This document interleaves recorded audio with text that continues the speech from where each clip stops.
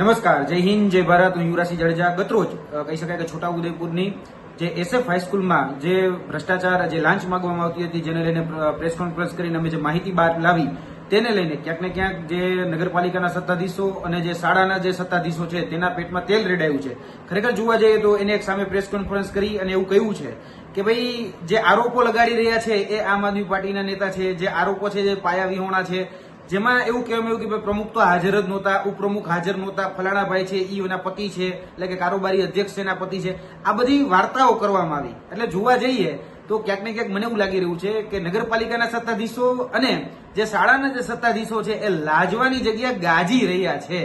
હવે લાજવાની જગ્યા ગાજવાનું બંધ કરવું જોઈએ. ખરેખર જોવા જઈએ તો મૂળતઃ તપાસનો વિષય એ છે કે યુવરાજસિંહ કઈ પાર્ટી સાથે જોડાયેલા છે એ વિષય જ નથી, પણ યુવરાજસિંહે જે આરોપ લગાડ્યા છે એ આરોપમાં સત્યતા કેટલી છે, તથ્યતા કેટલી છે, એની ઉપર તપાસ થવી ખૂબ જરૂરી છે. એટલે જે આરોપો લગાડવામાં આવ્યા છે એમાં જે કહેવામાં આવતું હતું કે ભાઈ પ્રમુખ હાજર હતા, જોવા જઈએ તો જે ફરિયાદ તમારા સમક્ષ થયેલી છે, આ ફરિયાદની કોપી છે.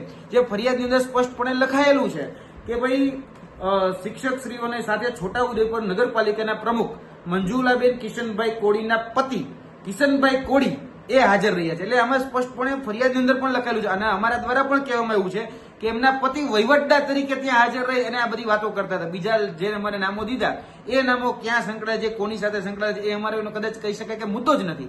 પણ તમે જે કહી રહ્યા છો કે ભાઈ આમાં રાજનીતિ કરી રહ્યા છે, અમને આરોપ લગાડી રહ્યા છે, તો ભાઈશ્રીને કહેવાનું, એ અંધભક્તોને પણ કહેવાનું કે ભાઈ યુવરાજસિંહ ભણેલ ગણેલ શિક્ષિત વ્યક્તિ છે, યુવરાજસિંહ રાજ્યશાસ્ત્ર ભણેલા છે, યુવરાજસિંહ બંધારણ ભણેલા છે, એટલે કે રાજ્યનીતિના માર્ગદર્શક સિદ્ધાંતો જાણે છે.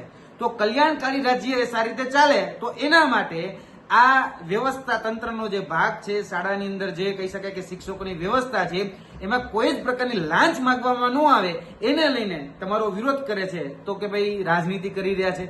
ખરેખર એ લાજવાની જગ્યાએ ગાજવાનું બંધ કરવું જોઈએ. તપાસ એ થવી જોઈએ કે કોણ કોનું પતિ છે કે પત્ની છે એ તપાસનો વિષય જ નથી. તપાસ એ થવી જોઈએ કે જે રેકોર્ડિંગ તમારી સામે મૂકવામાં આવ્યું છે એ રેકોર્ડિંગમાં જે તમારી ઉપર જે આક્ષેપો લાગી રહ્યા છે, તમે એવું કહી રહ્યા છો કે ભાઈ આ જે ઓર્ડર જે છે એ ઓર્ડર ખોટી રીતે અપાયો છે. કાલે તમે જ પ્રેસ કોન્ફરન્સમાં એવું બોલ્યા કે આ ઓર્ડર સરકારે આપ્યો છે, એટલે તમે સરકારને જ તમે ખોટી ક્યાંક ને ક્યાંક ખેરવી રહ્યા છો. બીજી વાત કે આ રેકોર્ડિંગની અંદર જે વ્યક્તિઓ બોલી રહ્યા છે અને જે શિક્ષકો તમારા સમક્ષ હાજર છે એના કન્વર્ઝેશનમાં સત્યતા શું છે, તથ્યતા શું છે, એના માટે નિષ્પક્ષ તપાસ થાય. એના માટે તમે કેમ ભાઈ કાનૂની તપાસ નથી માંગતા? તમે કેમ પોલીસમાં જઈને સામે ચાલીને ફરિયાદ નથી કરતા? કેમ? કારણ કે તમારે મુદ્દાને ડાયવર્ટ કરવો છે, મુદ્દાને ભરમાવવો છે, ભટકાવવો છે અને ભડકાવવો છે. એટલે ક્યાંક ને ક્યાંક આ લાજવાની જગ્યાએ જે ગાજવાની જે સ્થિતિ અત્યારે તમારી કહી શકાય, તમને દુખી રહ્યું છે પેટમાં પણ કૂટી રહ્યા છો માથું. એટલે મહેરબાની કરીને આવું બંધ કરો. જે મૂળ પ્રશ્ન છે કે ભાઈ શાળાના શિક્ષકો પાસે પૈસા માંગવામાં આવ્યા કે નહીં, તપાસ એની થવી જોઈએ. જિલ્લા શિક્ષણ અધિકારીને કે શિક્ષણ મંત્રીને ફરિયાદ એ થવી જોઈએ કે આની ઉપર ન્યાયિક તપાસ થાય. ખરેખર આ ઓર્ડર સાચા છે કે ખોટા છે એની પર ન્યાયિક તપાસ થાય. એની ઉપર તમારે પોલીસ સ્ટેશનની અંદર સામે ચાલી તમારે ફરિયાદ નોંધાવી જોઈએ. કેમ તમે બહુ સાચા હોય તો અહીંયા ફરિયાદ નોંધાવવા નથી જતા? કારણ કે તમને ખબર છે, કારણ કે ઓડિયોમાં તમે જ જે કહી શકાય કે તમારા ગુણગાન જે ગાઈ રહ્યા છો અને સીધી ને આતકટરી રીતે જે શિક્ષકોને જે દબાવી રહ્યા છો, શિક્ષકોને જે રીતે ધમકાવી રહ્યા છો, શિક્ષકોને કહી રહ્યા છો કે અમે છોકરીઓને આગળ કરી અને તમારી ઉપર કહી શકાય કે શારીરિક અડપલાનો પણ આરોપ નાખી શકીએ છીએ, તમને એટ્રોસિટીને પણ અંતર્ગત તમને ફસાવી શકીએ. આ જે વાત તમે કરી રહ્યા છો એની ઉપર તમારી સ્પષ્ટીકરણ આપવાની જરૂર હતી.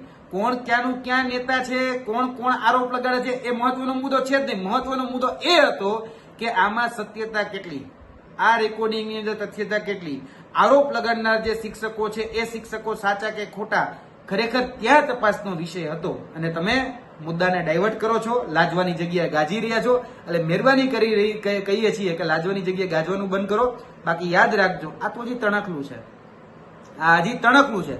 ઘણું બધું તમારા વિરોધનું, તમારા આડોશ પાડોશના, તમારા બીજા અન્ય શિક્ષકો, તમારા સંચાલકો દ્વારા અમને ઘણું બધું મળ્યું છે. હજી મેં શરૂઆત કરી છે, એટલે કહેવાય ને કે આ તો ટ્રેલર છે, પિક્ચર તો બી બાકી છે. એટલે ઘણું બધું હજી તમારું આ બધી જ બાબતો છે જે ભૂતકાળમાં તમે જે ભ્રષ્ટાચારો, કૌભાંડો કર્યા છે, ભૂતકાળના શિક્ષકોને જે પ્રતાડિત કર્યા છે, તે સંચાલકોને હેરાન કર્યા છે, પ્રિન્સિપાલોને હેરાન કર્યા છે, એ બધી જ બાબતો આવનાર દિવસોની અંદર સામે આવવાની જ છે. બરાબર. અને નગરપાલિકાની વાત હોય તો નગરપાલિકાના કૌભાંડો તો જગ જાહેર છે, બરાબર. ત્યાંનું મીડિયા રાડો પાડીને એ તમારા કૌભાંડોને ઉજાગર કરી રહ્યું છે. એટલે એ મીડિયા મિત્રો પાસેથી આધાર પુરાવા લઈ અને તમારી ઉપર ન્યાયિક ફરિયાદ થાય એ પ્રકારના પ્રયત્નો પણ અમારા રહેશે. એટલે અમે છોડવાના નથી. એટલે મહેરબાની કરીને કહીએ છીએ કે તપાસ કયા દિશામાં ચાલે છે એ મહત્વનું છે. તપાસને ડાયવર્ટ કરવાનો પ્રયત્ન ન કરશો, મુદ્દાને ડાયવર્ટ કરવાનો પ્રયત્ન ન કરશો. બાકી આવનાર દિવસોની અંદર અમે પણ છોટાઉદેપુર આવી રહ્યા છીએ અને આ તમામ આધાર પુરાવા જે અમારી પાસે રેકોર્ડિંગ છે, અમારી પાસે વિડીયો છે, અમારી પાસે બીજા અન્ય પુરાવા છે, એ તમામ પુરાવાના આધારે અમે આની પર તપાસ માંગવાના છીએ. એટલે આવનાર દિવસોની અંદર તમે જે આ લાજવાની જગ્યાએ જે ગાજી રહ્યા છો એનો જવાબ પણ આપવામાં આવશે. જય હિન્દ, જય ભારત.